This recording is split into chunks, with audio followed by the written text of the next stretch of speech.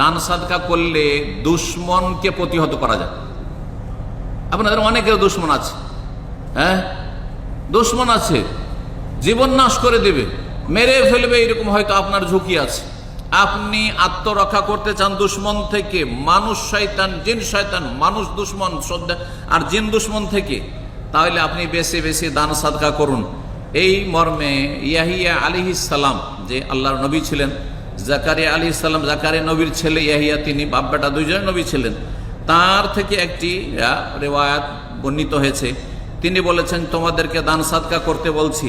দান সাদকার উদাহরণ হচ্ছে যে এমন ব্যক্তি, যেই ব্যক্তিকে কামাসালে রাজুলিন আসারাহুল আদু, শত্রুরা তাকে বন্দি করে ফেলেছে আর তার হাত পা সব বেঁধে ফেলেছে, আর তাকে এখন মৃত্যুদণ্ড দেবে। আর সেই সময় যদি বলে আনা আফদিহি মিনকুম বিল কালিল ওয়াল কাসির, আমার কাছে যা আছে সব দিয়ে দিচ্ছি, আমাকে মুক্তি দাও, আমাকে মারিও না, মেরে ফেলে দিবে, সেই সময় তাকে জবাই করে হত্যা করবে। কিন্তু সে বলছে, আমি তোমাদেরকে মুক্তিপণ দিচ্ছি, আমাকে রক্ষা করো।